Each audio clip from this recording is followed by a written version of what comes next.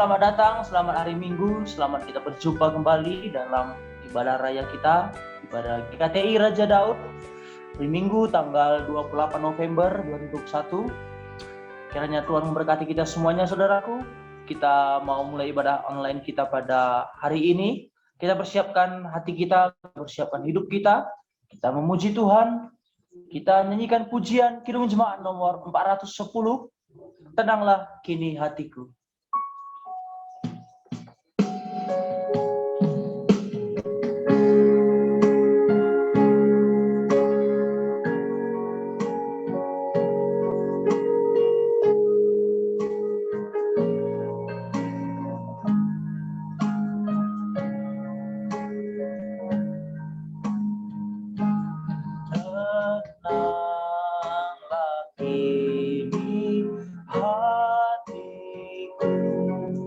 Tuhan memimpin langkahku di tiap saat dan kerja, tetap ku rasakan tangannya.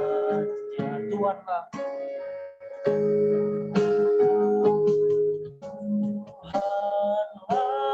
yang tanganku dipegang penuh, hatiku berserah penuh, tanganku dipegang penuh. Baik Tuhan, di malam yang gelap benar, di malam yang gelap benar, di taman indah dan segar, di awan dan di laut tenang, tetap tanganku dipegang.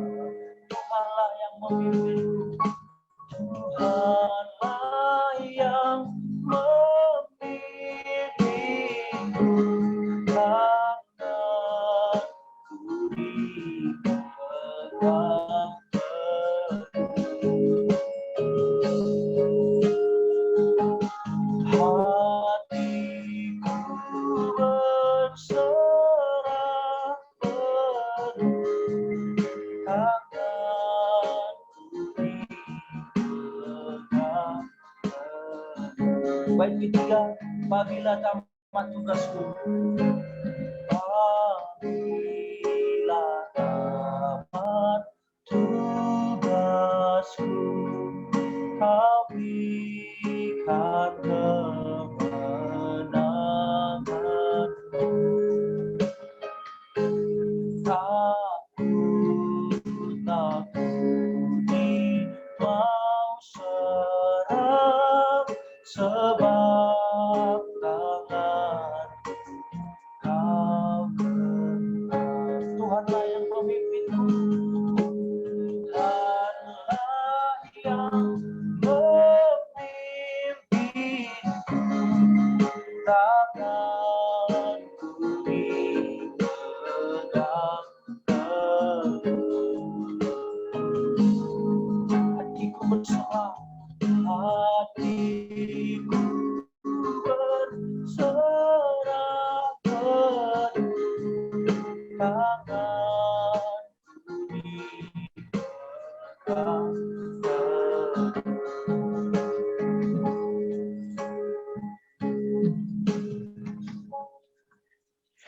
Pertolongan kita adalah dengan nama Tuhan yang menciptakan langit dan bumi, yang memelihara kesetiaannya sampai selama-lamanya dan tidak meninggalkan perbuatan tangannya. Dalam nama Bapa, Putra, dan Roh Kudus, kasih karunia dan damai sejahtera dari Allah Bapa kita dan dari Tuhan Yesus Kristus menyertai kita sekalian. Amin. Kita memuji Tuhan kembali. Kita katakan Allah itu kasih.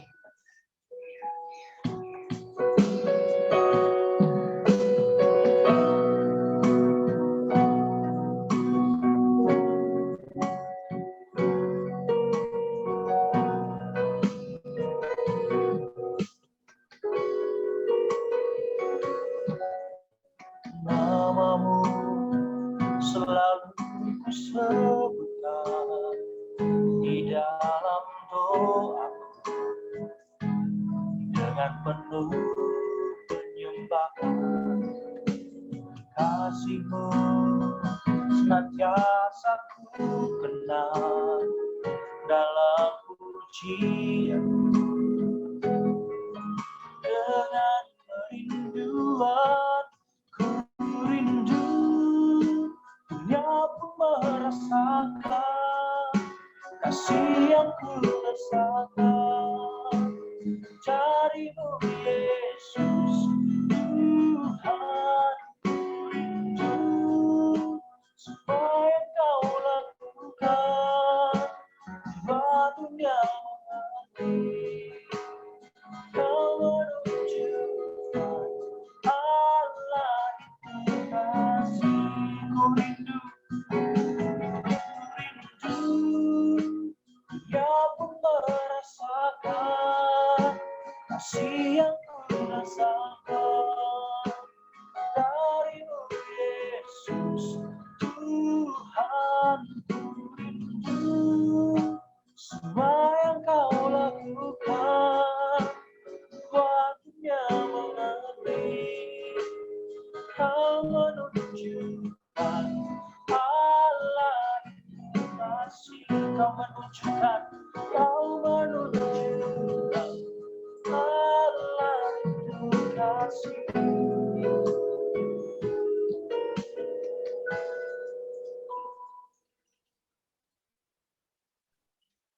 Marilah kita datang mengakui dosa dan kelemahan kita di hadapan Tuhan dengan tulus ikhlas dalam doa.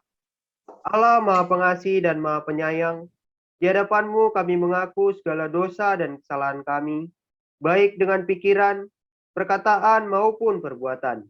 Kami mendukakan hati-Mu dengan tidak hidup sesuai kehendak-Mu. Kami mendukakan hati sama dengan menutup diri terhadap mereka yang lemah. Ampunilah dosa kami, ya Allah. Tolonglah kami, supaya kami tidak hidup lagi dalam dosa, melainkan Kristus yang hidup di dalam kami, dan kami pun hidup di dalam Dia. Karuniakanlah kepada kami kemampuan untuk hidup baru bagi kemuliaan nama-Mu. Amin. Janji Allah tentang pengampunan dosa. Jika kita mengaku dosa kita, maka Ia adalah setia dan adil, sehingga Ia akan mengampuni segala dosa kita dan menyucikan kita dari segala kejahatan. Kemuliaan bagi Allah di tempat yang maha tinggi. Amin.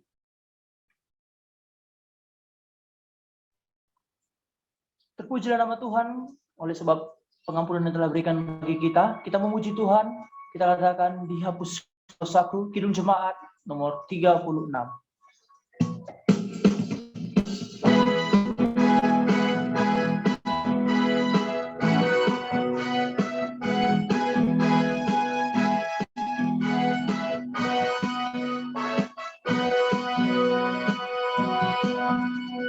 Dihapuskan dosaku hanya oleh darah Yesus.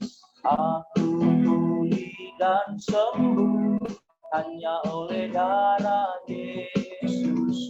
Oh, darah Tuhan, sumber pembasuh, sucilah hidupku hanya oleh darah Yesus. Pengampunan dosaku, pengampunan dosa hanya oleh darah Yesus. Penyucian hidupku hanya oleh darah Yesus.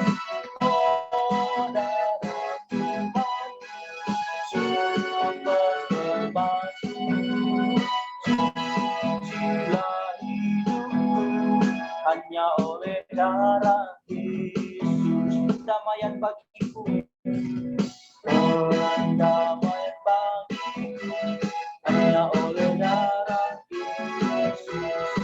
Bukan oleh apapun, hanya oleh darah Yesus. Oh, darah Tuhan, sumber pembasuh, sucilah hidupku hanya oleh darah Yesus.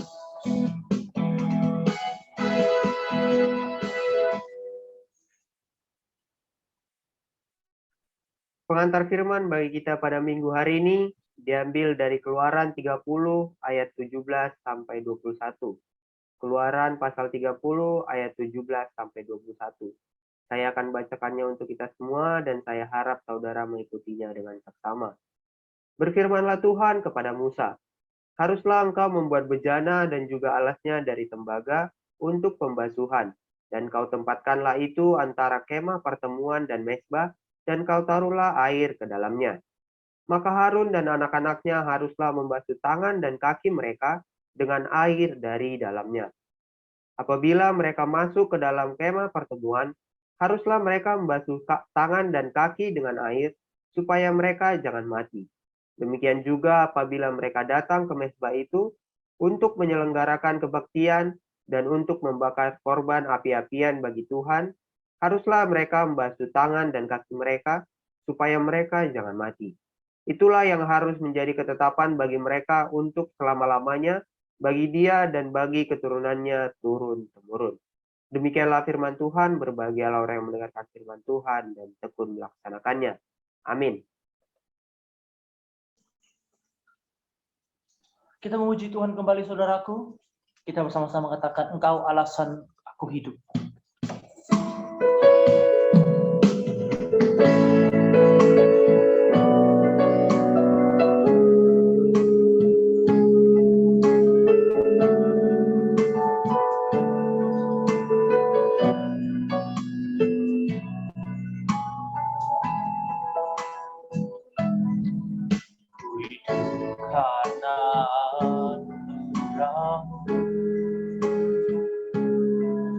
Tiada satu pun dapat ku banggakan, semua karena cintamu. Ini hidupku, pimpin jalanku.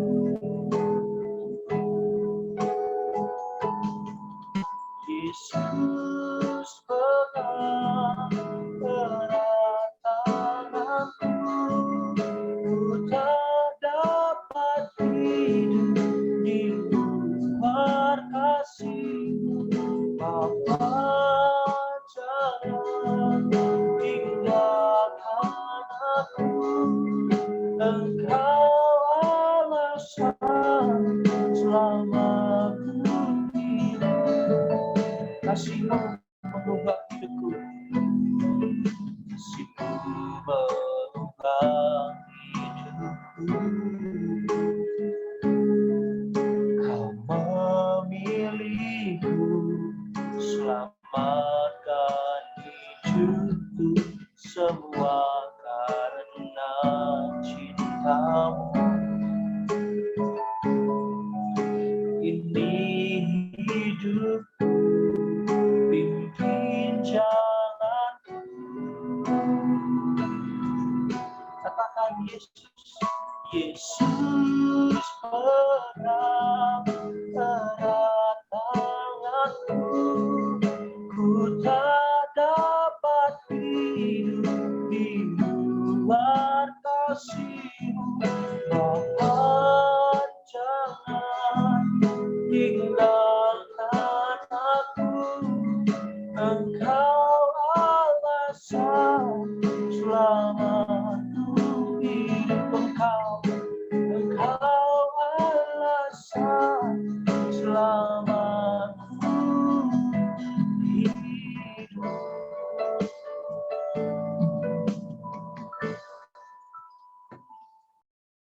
Bersama dengan seluruh umat percaya di seluruh dunia, marilah kita mengucapkan pengakuan iman rasuli kita dengan bersama-sama mengatakan, Aku percaya kepada Allah, Bapa yang Maha Kuasa, Khalik langit dan bumi, dan kepada Yesus Kristus, Anaknya yang tunggal, Tuhan kita yang dikandung daripada Roh Kudus, lahir dari anak darah Maria, yang menderita di bawah pemerintahan Pontius Pilatus, disalibkan, mati, dan dikuburkan. Turun ke dalam kerajaan maut, pada hari yang ketiga bangkit pula dari antara orang mati. Naik ke surga, duduk di sebelah kanan Allah, Bapa yang Maha Kuasa, dan akan datang dari sana untuk menghakimi orang yang hidup dan yang mati. Aku percaya kepada Roh Kudus, gereja yang kudus dan am, persekutuan orang kudus, pengampunan dosa, kebangkitan daging, dan hidup yang kekal. Amin. Warta jemaat bagi kita pada minggu hari ini, kita awali dari persembahan. Saudara sekalian yang tergerak untuk memberikan persembahan, silakan memberi melalui rekening yayasan di Bank BCA atas nama Yayasan Pondok Raja Daud, ataupun melalui rekening gereja di rekening Bank DKI atas nama GKTI Jemaat Raja Daud. Dan sedikit tambahan, pada tanggal 8 Desember 2021 nanti akan diadakan ibadah bersama, ibadah gabungan antara Sinode GKTI dengan Yayasan Pondok Raja Daud, dan juga ada pelantikan hamba-hamba Tuhan, baik yang pendeta, pendeta muda, ataupun evangelis. Dalam acara ini dibutuhkan dana sekitar 13 juta, jadi untuk itu kami mohon bantuan dari saudara sekalian untuk memperlancar untuk acara ini dapat terlaksana dengan baik.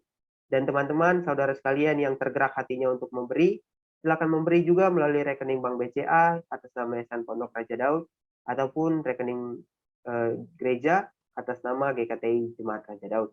Mari kita dukung dan doakan acara ini agar dapat terlaksana dengan baik. Selanjutnya, kelas pendalaman Alkitab diadakan di hari Rabu pukul 1 siang melalui virtual Zoom.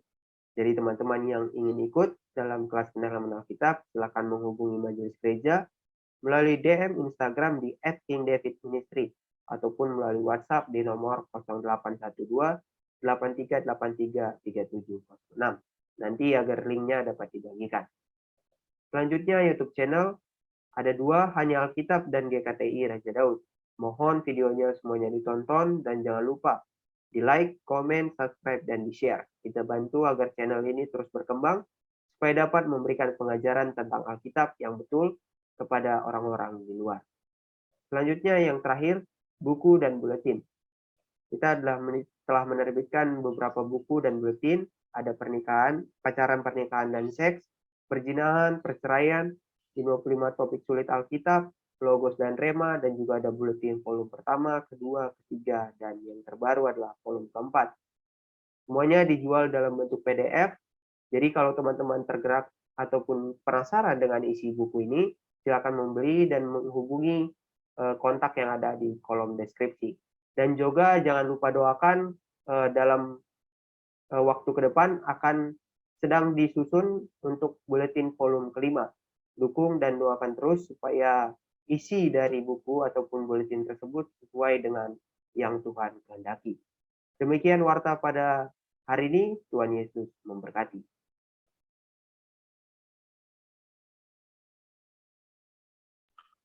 Puji Tuhan, saudaraku.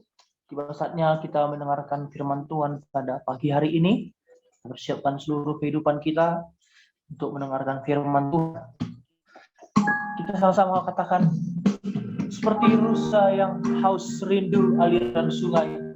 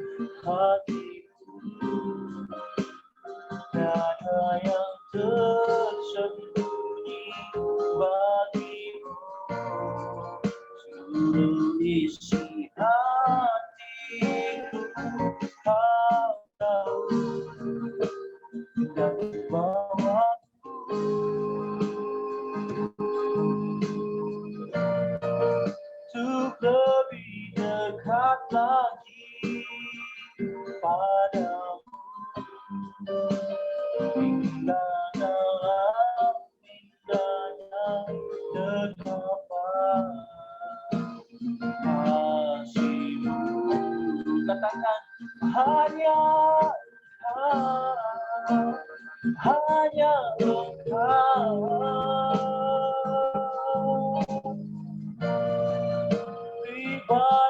yang mengenal hatiku, tiada yang tersembunyi bagimu. Seluruh isi hatiku kau tahu, dan bawaku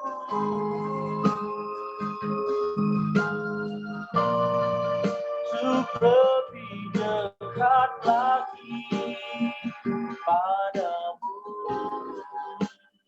Tinggalkanlah indahnya kegelapan, tinggal dalam indahnya kegelapan. Serahkan kepada hambanya.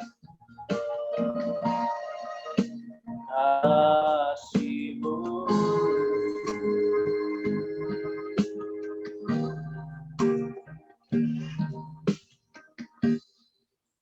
Mari kita bersatu dalam doa. Bapa, kami mengucap syukur. Pada hari ini kami kembali memuji, memuliakan nama-Mu di hari kudus-Mu. Terima kasih Tuhan buat segala sesuatunya. Dan biarlah dimanapun kami berada, bersama semua majelis, jemaat di tempat masing-masing, kami ingin terus memuji Tuhan, kami ingin terus belajar kebenaran firman-Mu. Oleh karena itu Bapa, urapi hamba-Mu yang penuh dengan keterbatasan dan dosa ini, agar apapun yang hamba-Mu sampaikan adalah suara daripada-Mu, dan setiap orang yang menonton atau mendengarkan ibadah ini, mereka terberkati dan Roh Kudus mematraikan firman tersebut dalam hati dan pikiran mereka. Terima kasih Bapa. Dalam nama Yesus Kristus, kami siap belajar kebenaran firman. Amin.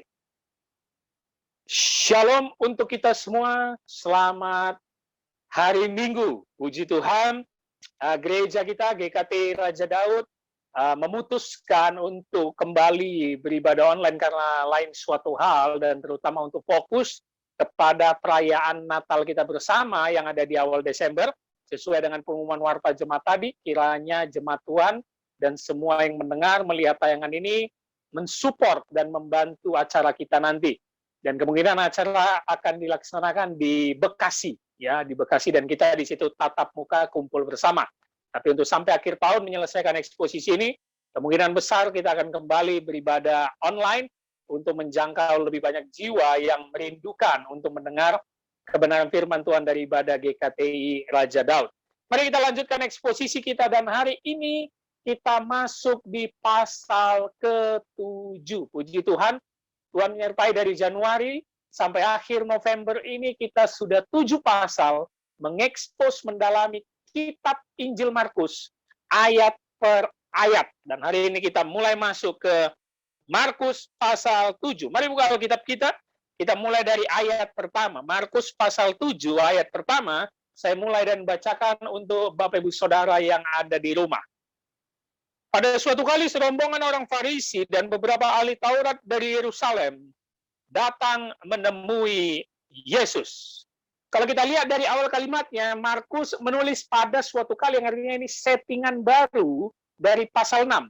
Pasal 6 kita lihat begitu banyak mukjizat spektakuler yang Yesus lakukan, memberi makan 5.000 orang dengan 5 roti 2 ikan, jalan di atas air, badai berhenti, dan menyembuhkan banyak orang di Genesaret. Dan sekarang di pasal 7 dia mulai dengan settingan baru atau waktu yang baru, pada suatu kali. Lalu kita melihat kalimatnya, serombongan orang Farisi dan ahli Taurat dari Yerusalem datang menemui Yesus. Bapak Saudara, kalau masih ingat eksposisi kita di pasal 3, mereka juga sudah pernah datang, ya. Farisi, ahli Taurat ini adalah pemuka-pemuka agama, elit agama, ya. Dan yang mengutus mereka pastilah Sanhedrin, ya, kumpulan para pemuka agama pada zaman Israel, pada zaman dulu di zaman Yesus, Sanhedrin namanya. Lalu kalau kita tahu siapa itu ahli Taurat, kalau dalam terjemahan Inggrisnya scribes, ya, ahli Tauratnya adalah ahli hukum. Ada juga yang menerjemahkannya pengacara, ya, memang ini adalah orang-orang pintar yang memahami hukum Taurat Musa, scribes, ya, dan mereka yang mengajarkan hukum-hukum Musa dalam perjanjian lama kepada jemaat Israel yang turun-temurun. Ya, ahli Taurat ini pemuka agama yang sangat dihormati. Lalu siapa orang Farisi? Orang Farisi ini mazhab yang sangat ketat. Ya, mereka ini orang yang terpisah, tidak mau bergabung dengan jemaat-jemaat biasa, karena mereka ini melaksanakan hukum Taurat yang diajarkan ahli Taurat itu lebih mendalam. Farisi artinya terpisah. Ya, bahkan mereka itu nggak akan mau itu melihat orang-orang yang kalau kumpul di pasar itu mereka nggak mau.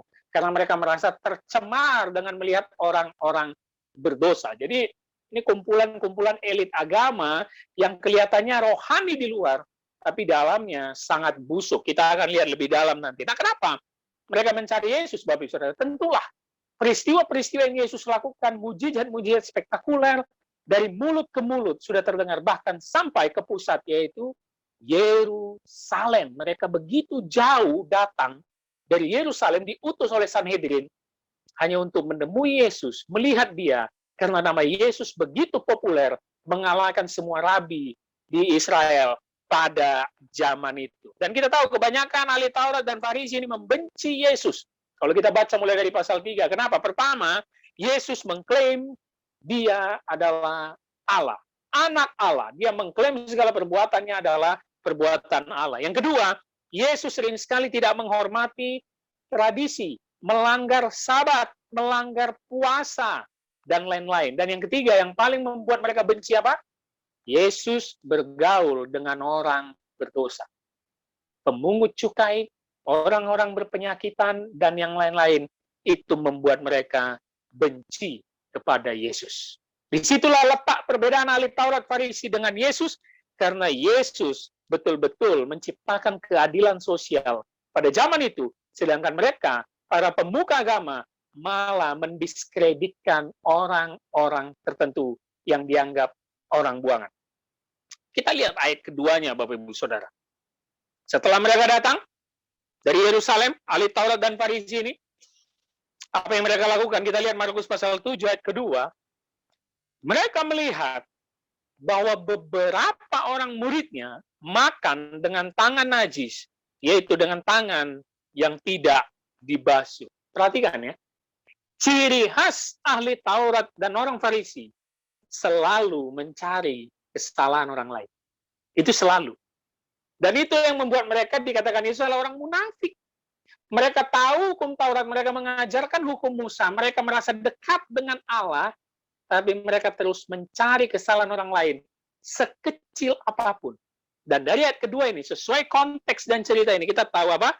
Mereka mencari kesalahan karena murid Yesus makan dengan tangan najis yang tidak dibasuh.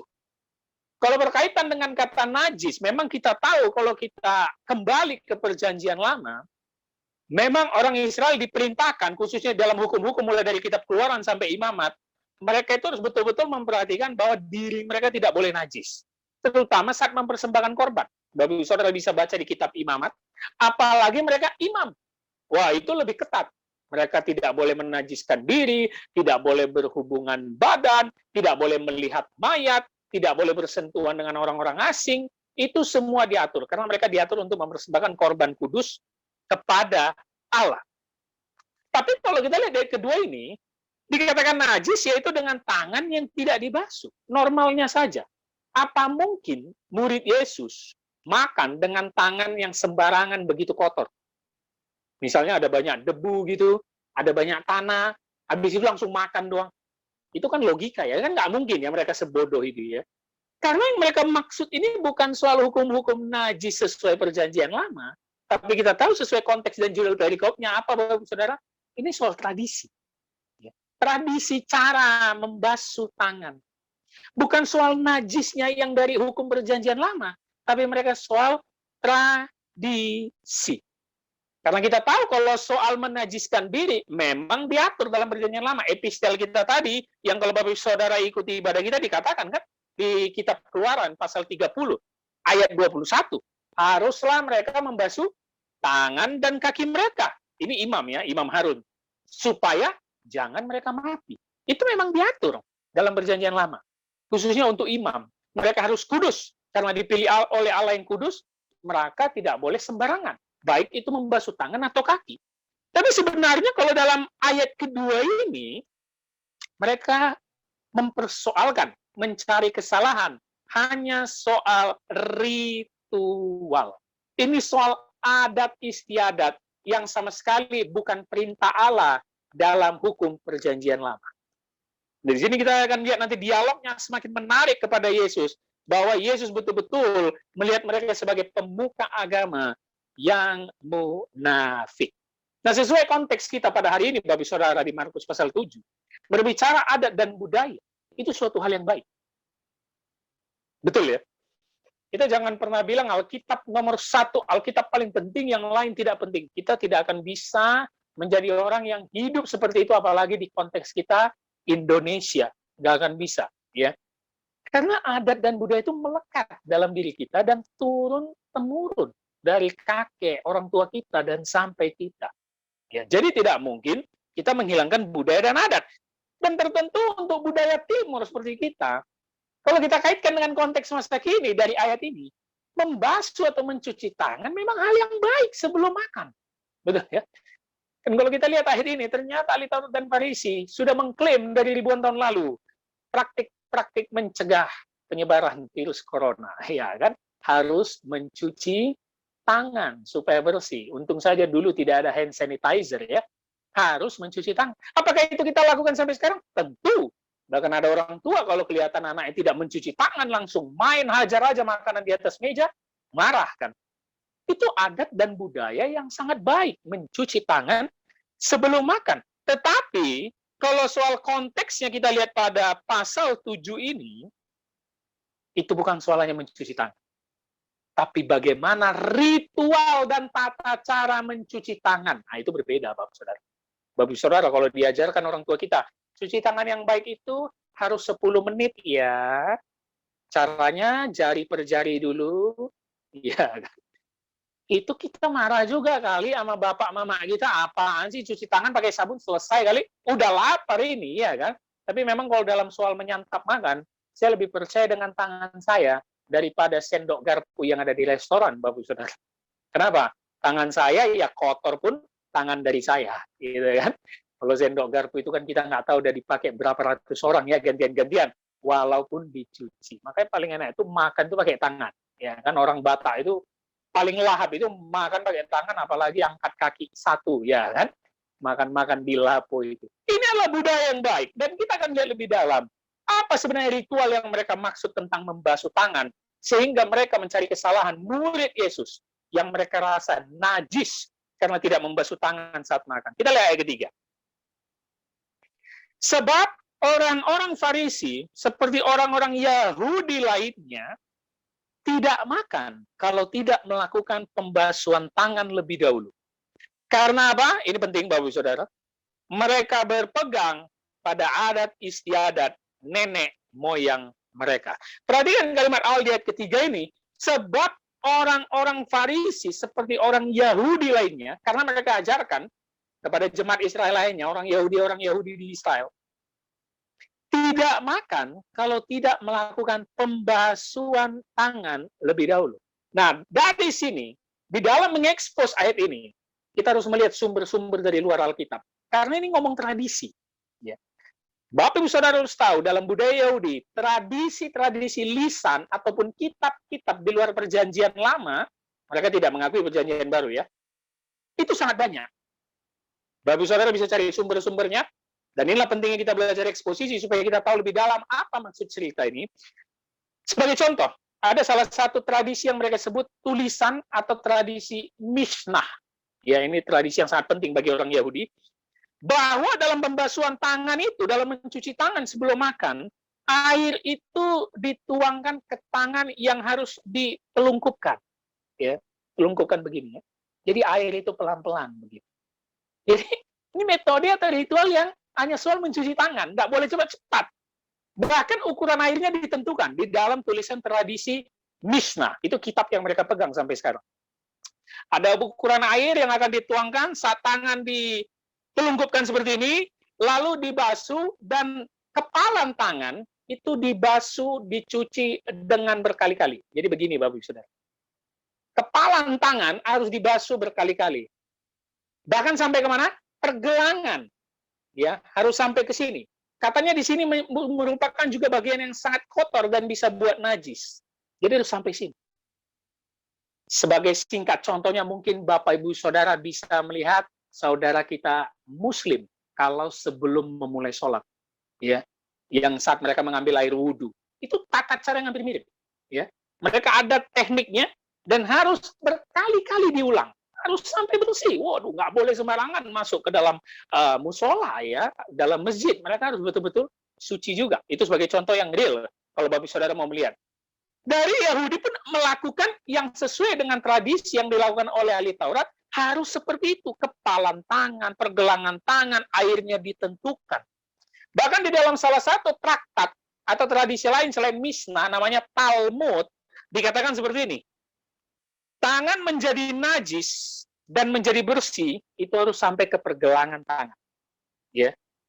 Jika dia menyiramkan air ke tangan sampai pergelangan tangan, dan menuangkan air kedua ke tangan, di luar pergelangan tangan yang terakhir, dan mengalir kembali ke tangan, jadi itu seperti dialirkan seperti ini, lalu diputar, dikembalikan ke kepalan tangan, jadi berputar berkali-kali, maka barulah dikatakan bersih. Itu tertulis dalam traktat Talmud mereka. Itu tradisi yang lain, hampir mirip seperti Mishnah. Nah, inilah konteksnya bahwa ini ngomong adat istiadat dan tradisi. Yang kita tahu tradisi itu artinya apa yang diturunkan. Makanya dikatakan tadi kalimat terakhirnya apa? Karena mereka berpegang pada adat istiadat nenek moyang mereka. Turun-temurun. Itu arti kata tradisi, Bapak Saudara. Turun-temurun. Ya. Jadi kalau melihat bagaimana tradisi-tradisi orang Yahudi, kita perlu membaca kitab mereka di luar perjanjian lama. Ada Mishnah, ada Talmud, ya, banyak sekali. Dan mereka anggap Mishnah atau Talmud ini, tradisi-tradisi lisan atau kitab-kitab lain di luar perjanjian lama ini, adalah pagar dari hukum Taurat Allah. Jadi seperti pagar yang menjaga hukum Taurat Musa, 10 perintah Musa itu, dan Mishnah atau tradisi mereka itu pagarnya. Ya, makanya mereka harus mempelajari ini, dan itu ratusan hukumnya. Mengerikan, Bapak Saudara. Dan soal mencuci tangan saja, itu bisa tertulis sampai berpuluh-puluh bab di dalam tulisan mereka, seperti di Mishnah atau Talmud. Bayangkan ya, kita kan kalau diajarkan satu buku, atau suatu cara mencuci tangan sampai 10-20 bab dalam buku itu, kan stres sendiri kita. Ini apa-apaan hanya mencuci tangan sampai 10 bab caranya, kan? Mengerikan sekali, kan?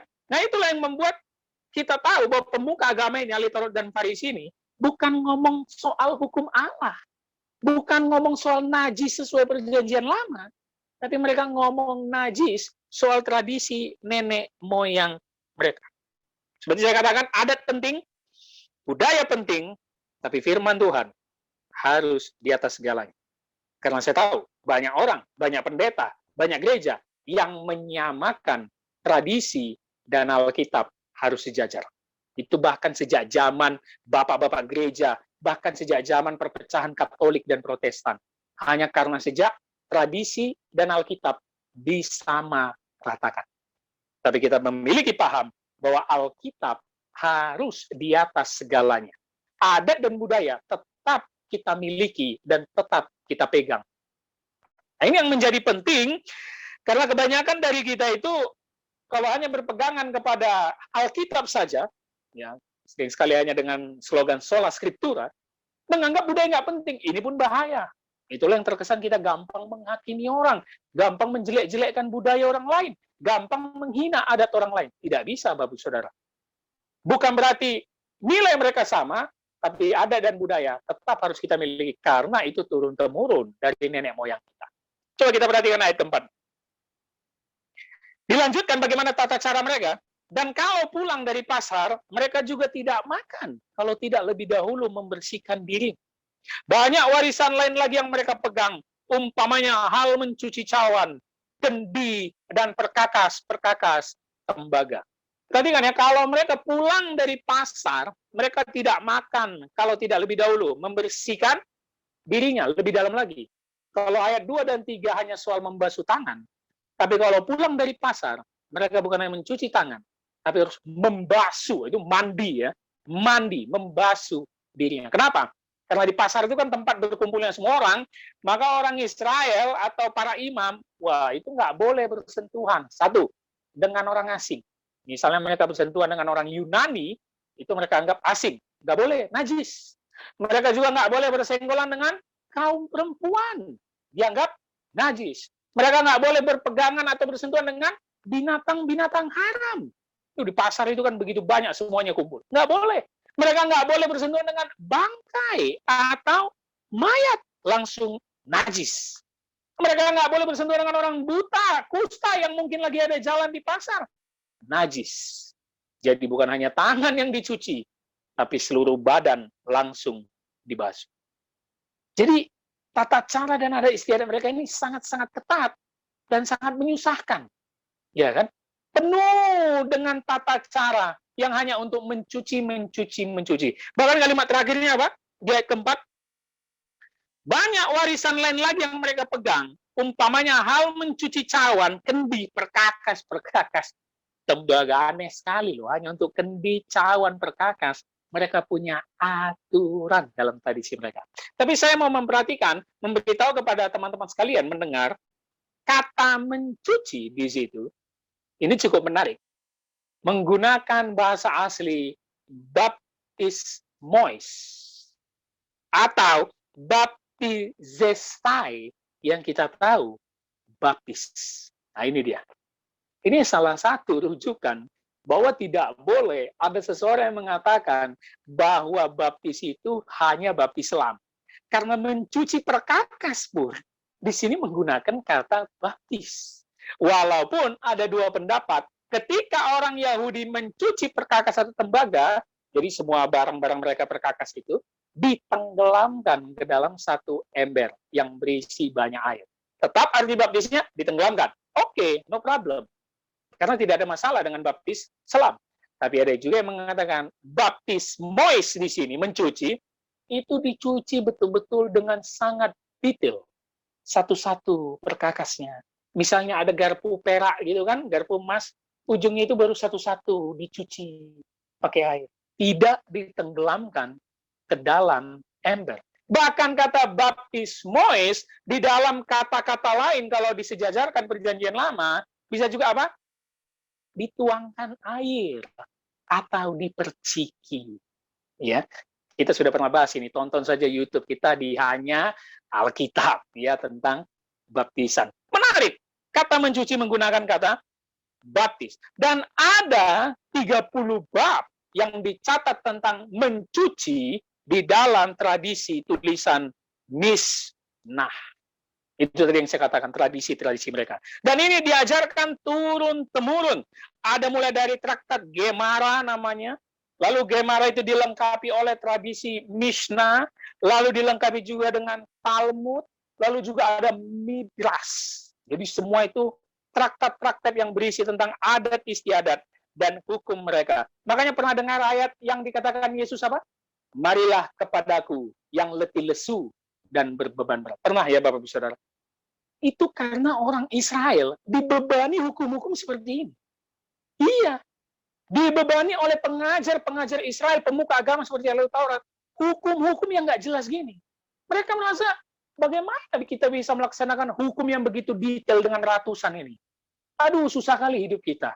Maka Yesus datang yang memberikan hukum kasih dan keselamatan. Pikulah kuk yang ku berikan, karena itu enak, kata Yesus. Beda dengan kuk yang diberikan oleh elit-elit agama ini, yang penuh dengan tradisi dan adat istiadat yang tidak jelas. Sehingga ayat kelima, mereka masuk ke ketujuannya. Karena itu orang-orang Farisi dan ahli Taurat bertanya kepadanya, mengapa murid-muridmu tidak hidup menurut adat istiadat nenek moyang kita, tetapi makan dengan tangan najis? Ayat pertama, mereka datang. Ayat kedua, mereka melihat dari jauh murid-murid Yesus makan dengan tangan najis. Ayat kelima, perhatian kalimatnya, mengapa murid-muridmu? Sekarang tuduhan langsung ditujukan ke Yesus. Ayat kedua masih niat, ya kan, cari kesalahan. Ayat kelima, mereka datang ke Yesus, menyerang langsung. Mengapa murid-muridmu makan dengan tangan najis, tidak hidup dengan aturan nenek moyang kita? Dan sekarang mereka ingin mencari kesalahan Yesus, mungkin di depan orang banyak, bahwa Yesus melanggar adat istiadat nenek moyang orang Yahudi. Nah ini dia. Yesus dituduh tidak menghormati tradisi nenek moyang. Dan disinilah kita tahu bahwa berkali-kali nanti Yesus akan menyebut mereka adalah orang munafik. Ya, seperti kuburan yang dilabur putih. Luarnya bersih, dalamnya tulang belulang. Bahkan sejarawan Yahudi yang sangat terkenal, Josephus Flavius, mengatakan banyak dari apa yang dipraktekkan ahli Taurat dan Farisi itu tidak ada di dalam hukum. Jadi ini mereka buat, mereka tafsirkan sendiri. Bahkan kalimat Yesus yang terkenal apa? Yang najis itu bukan yang masuk, tetapi yang keluar. Yesus mau katakan yang najis itu bukan soal yang kelihatan. Yang najis itu bukan soal halia-ria, tapi yang keluar dari dalam hati, yang bisa menyakiti orang. Yesus dituduh. Dan kita lihat jawaban Yesus, ayat ke-6, Bapak Ibu Saudara. Jawabnya kepada mereka, benarlah nubuat Yesaya tentang kamu, hai orang-orang munafik. Pakai tanda seru, perhatikan kalimatnya. Pakai tanda seru, dibentakin. Yesus marah. Benarlah nubuat Yesaya tentang kamu, hai orang-orang munafik. Sebab ada tertulis, bangsa ini memuliakan aku dengan bibirnya, padahal hatinya jauh daripadaku. Garis bawahi kata munafik, yang dalam bahasa Inggris kita tahu, hypocrite, ya, munafik. Yang kalau di dalam maknanya itu adalah orang yang menyembunyikan niatnya di bawah, hypo. Hypo itu di bawah. Jadi orang munafik itu pakai topeng. Tidak kelihatan, ya. Menyembunyikan niatnya, terselubung. Itu artinya munafik. Inilah respon Yesus. Benarlah nubuat Yesaya tentang kamu, hai orang-orang munafik. Berpura-pura mengajarkan tradisi, berpura-pura menjadi elit agama yang mengajarkan perintah Allah, tapi sebenarnya mengajarkan apa? Aturan-aturan manusia yang tidak menyelamatkan. Inilah orang munafik. Bahkan sejarawan Josephus mencatat bahwa mereka adalah orang yang keras kepala, pencari hal-hal yang mulus atau enak. Josephus mengatakan ahli Taurat dan Farisi itu orang-orang keras kepala yang hanya mementingkan diri sendiri, mencari hal-hal yang enak. Lalu kata Yesus tadi apa? Bangsa ini memuliakan aku dengan bibirnya, padahal hatinya jauh daripada aku. Ini adalah kutipan dari Nabi Yesaya. Bapak Saudara bisa tanda Yesaya pasal 29 ayat 13, saya bacakan. Dan Tuhan telah berfirman, oleh karena bangsa ini datang mendekat dengan mulutnya dan memuliakan aku dengan bibirnya, padahal hatinya menjauh daripadaku, dan ibadahnya kepadaku hanyalah perintah manusia yang dihafalkan. Yesus mengutip Yesaya pasal 29 ini untuk mengatakan, ternyata cek, angkatan yang dulu terulang lagi di angkatan sekarang. Dalam diri kalian, hai ahli Taurat dan orang Farisi, yang munafik. Kalian ini persis seperti nenek moyang kalian dalam perjanjian lama. Yang hanya memuliakan dengan bibir. Tetapi perintah Tuhan tidak pernah dilakukan. Hatinya jauh daripada Tuhan. Kalau saya katakan dengan kalimat sederhananya, apa Bapak Ibu Saudara? Orang-orang yang beragama, tapi tidak beriman. Kalau konteks dulu sesuai pasal 7 ini adalah konteks ahli Taurat dan orang Farisi, saya mau katakan, ini tetap terulang dalam konteks orang Kristen di zaman sekarang. Masih banyak di antara kita memuliakan Tuhan dengan bibir, padahal hati kita jauh daripada Tuhan. Begitu mulai ibadah di gereja, nyanyi dengan semangat, nyanyi dengan riang, loncat-loncat, memuliakan Tuhan dengan bibir, suara bagus, musik bagus. Begitu datang khotbah, tidur dengan nyenyak, masih main handphone, masih ngobrol kiri kanan, bukan mencatat firman. Gak usah jauh-jauh kita, gak usah jauh-jauh balik ke ahli Taurat dan Farisi. Banyak sekarang orang-orang yang memuliakan Tuhan dengan bibir, tapi hatinya jauh. Jadi untuk apa itu Pak Pendeta datang ke gereja? Agama. Ya, agama. Begitu banyak sekarang gereja-gereja mainstream, itu rajin semua ibadah, tapi nggak pernah baca Alkitab, Bapak Saudara. Jujur aja. Saya mau katakan ya, ini bukan soalnya anak muda nih. Orang tua juga. 50 tahun ke gereja, nggak pernah absen. Mantan majelis lagi. Pensiunan lagi dari majelis, kan? Kur, udah ratusan kali di gereja itu kur. Suara dia paling bagus lah pokoknya, kan? Kita tanya, ayo kita pendalaman Alkitab. Ngapain pendalaman Alkitab? Udahlah, diselamatkan Tuhan udah cukup, udah amin, haleluya. Oh, jadi Amang, Inang, Opung udah berapa kali baca Alkitab? Pusing kali aku baca Alkitab itu, langsung tidur, aku nggak ngerti bahasanya. Bapak Ibu Saudara, ayolah kita jujur. Jujurlah kita, dan kita harus introspeksi diri. Kita seringkali memuliakan Tuhan dengan bibir kita, ini gampang. Tapi hati kita sebenarnya jauh daripada Tuhan. Makanya pesan Tuhan di Markus pasal 7 ayat 1 sampai 6.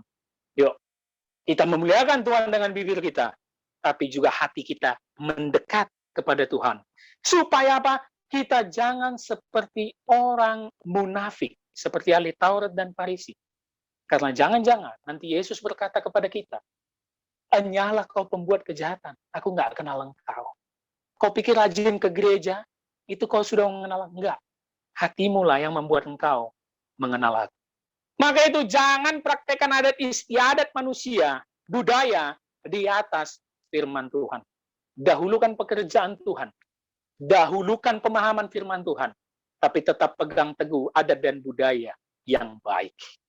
Adat dan budaya itu harus banyak ditransformasi atau diubah menjadi hal yang lebih baik. Bukan digantikan sepenuhnya, enggak, karena ada adat yang sudah baik.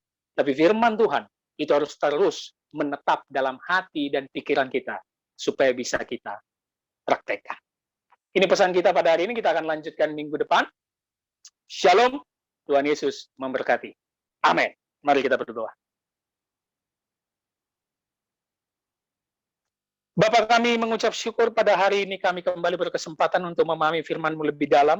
Dan hari ini kiranya kami ditegur, dinasehati, diajar, bahwa terkadang kami adalah manusia yang munafik, yang selalu beribadah kepada Tuhan, selalu memuji Tuhan, bernyanyi untuk Tuhan. Tapi sebenarnya hati kami jauh daripada Tuhan.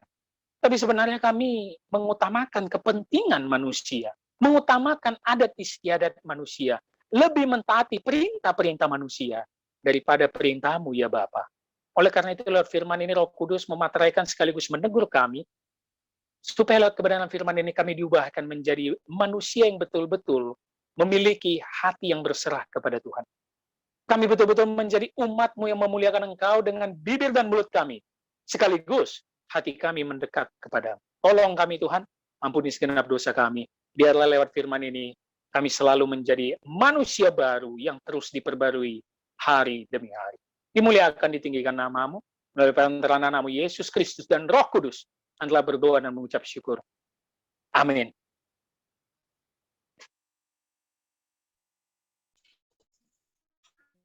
Puji Tuhan, kita telah mendengarkan firman Tuhan pada pagi hari ini. Saya yakin kita semua diberkati. Kita memuji Tuhan kembali, saudaraku. Kita katakan hati sebagai hamba.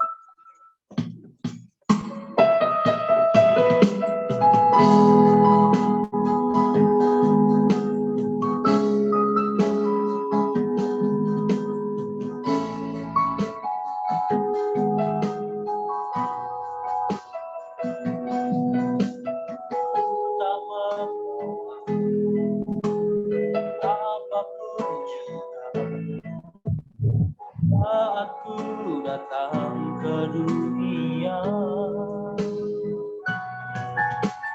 tinggal semua padanya. Saat ku kembali ke surga, bila yang ku punya hati sebagai hamba, inilah yang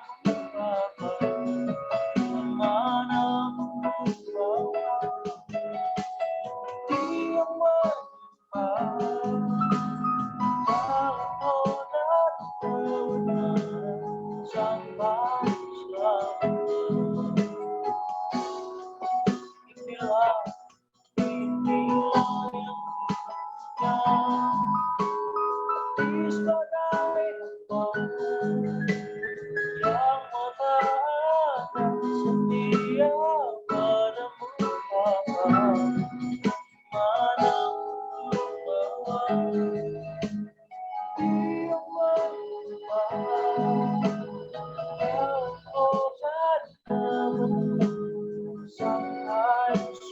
benar, walau dari kebenaran sampai selamanya.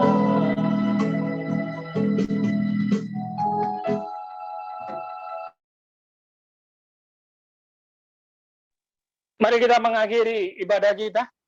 Kita bersatu di dalam doa. Bapa, kami mengucap syukur pada hari ini kami bisa kembali melakukan ibadah kami walaupun secara online. Kiranya Tuhan tetap berkati kami, para jemaat-Mu GKTI Raja Daud, dimanapun mereka berada. Biarlah ibadah kami ini menyenangkan hati Tuhan, dan setiap nyanyian pujian kami menjadi kesukaan dan dupa yang harum di hadapan. Begitu juga dengan firman yang ditabur ya Bapak. Kami diperingatkan untuk menjadi umat-Mu yang tidak munafik, tapi betul-betul menyerahkan segenap hati, jiwa, dan akal budi kami di dalam menyembah Engkau. Terima kasih Bapak untuk semuanya. Hamba-Mu berdoa buat semua orang yang membantu pelayanan GKTI Raja Daud, yang memberi persembahan untuk GKTI Raja Daud. Kiranya Tuhan berkati kami, agar kami memiliki kesatuan yang utuh di dalam Kristus, untuk terus bersama-sama memajukan perintisan gereja GKTI Raja Daud ini ya Bapak. Berkati tangan-tangan yang sudah memberi, berkati usaha, pekerjaan, kuliah, jodoh, dan segala aspek hidupnya, kiranya Tuhan berkati. Dan biarlah anak-anak muda semakin dipakai Tuhan dengan dahsyat dan luar biasa. Semakin rajin, semakin lebih dekat kepada Tuhan, dan semakin mau belajar mendalami kebenaran firman Tuhan. Dan mereka berkomitmen terus di dalam pelayanan mereka. Kuatkan kami ya Bapak. Setiap anggota gereja, majelis, dan hamba-Mu di GKTI Raja Daud beserta juga dengan yayasan. Hamba-Mu berdoa buat acara kami di awal Desember nanti, Natal bersama, dan begitu juga banyak acara Natal lainnya. Kiranya Tuhan berkati kami semua, agar kami terus bersukaria menyambut, memperingati kelahiran-Mu ya Bapa. Biarlah di Natal ini, kami terus diubahkan untuk memahami apa makna kedatangan Yesus ke dunia ini. Berkati semua acara kami, berkati segala bentuk program kami ke depannya, terkhusus visi dan misi gereja dan yayasan ini. Kami hanya hamba-Mu, kami hanya alat-Mu. Pakailah kami dengan dahsyat dan luar biasa untuk melayani Tuhan. Hamba-Mu berdoa buat semua rekan-rekan saudara, kekasih Tuhan dimanapun mereka berada. Tuhan berkati, mungkin dalam keadaan sakit, mungkin dalam pergumulan berat. Tuhan tenangkan hatinya, Tuhan berikan kekuatan, Tuhan pulihkan, agar kami bisa kembali bersama untuk memuji, memuliakan Tuhan. Hamba-Mu berdoa buat bangsa kami Indonesia. Tuhan pakai pemerintahan kami dari pusat sampai daerahnya untuk bersinergi, bekerja dengan baik untuk kemajuan bangsa ini. Kami tolak semua hal-hal negatif, radikal yang merusak bangsa ini.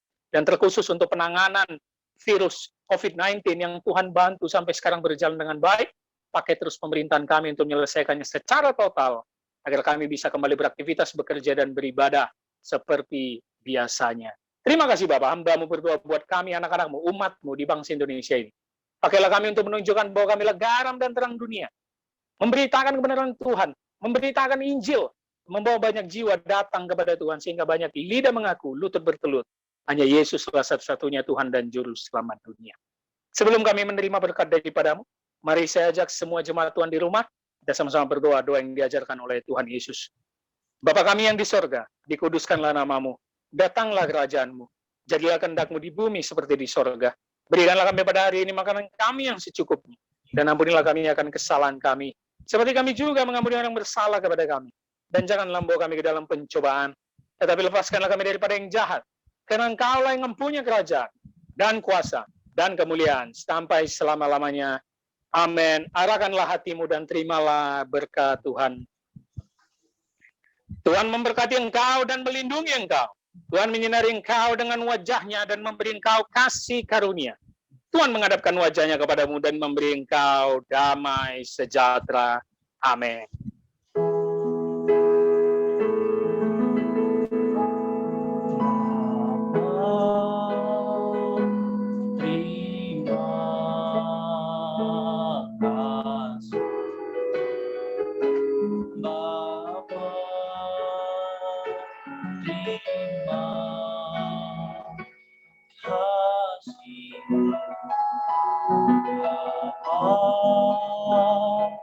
Di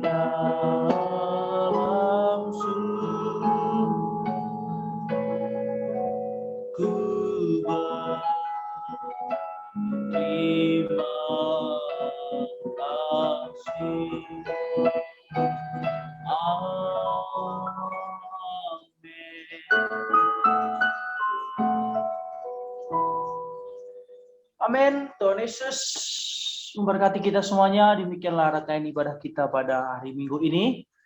Tetaplah ikuti ibadah-ibadah kita yang ada untuk hari-hari Minggu selanjutnya, saudaraku. Selamat beraktivitas. Tuhan Yesus memberkati kita semuanya.